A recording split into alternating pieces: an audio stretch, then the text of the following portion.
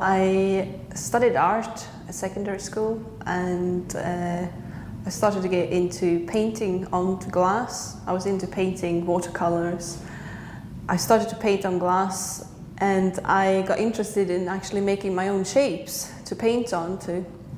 So I did some research and I found about this school in south of Sweden. I applied, got in and started to learn the craft, and I forgot all about painting, and it was all about making shapes in hot glass. Well, I think it's the challenge, because it's such a hot material to work with. It's so fast flowing, you have to be on your guard all the time, and you can't sit about thinking, you just have to act quickly, and it's just hot and exciting, it's just great. Well, when I studied at Edinburgh College of Art, we went on trips to the Royal Botanic Gardens, and just got into photographing plants and flowers, and really close up, and then you can see the sun shining through the leaves, and I'm trying to achieve that in the glass. You're using clear and powder colours to achieve a watercolour effect.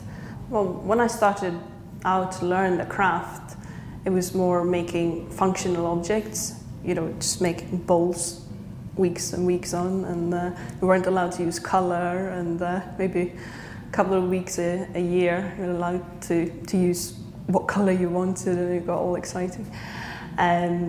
But when I got to Edinburgh, it was more learning to design things. I already had the craft skills, but it was more developing my own style, and I got into more sculpture pieces and architectural work, and now lately I'm moved into lighting as well. Well, you usually have an idea, and then you try it out, and then it might work, it might not, and you just have to figure out, how do I do this? And it takes a couple of pieces just to usually, where to heat it into the glory hole, and to what stage.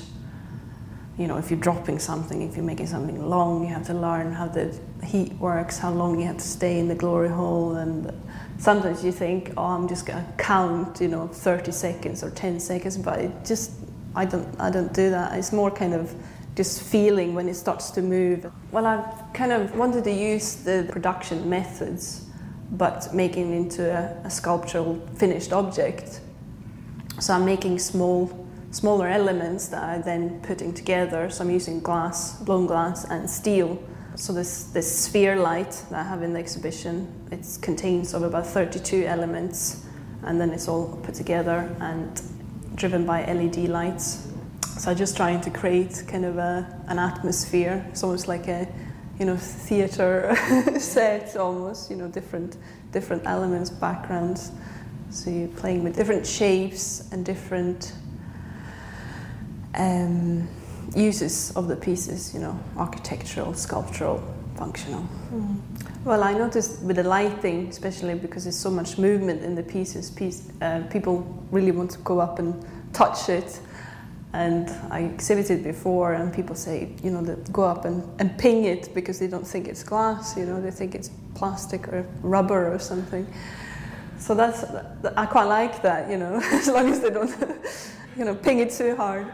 But it's nice, because they can see the movement in it, and you just want to go up and touch it, which is, creating a relationship with the viewer, which I enjoy.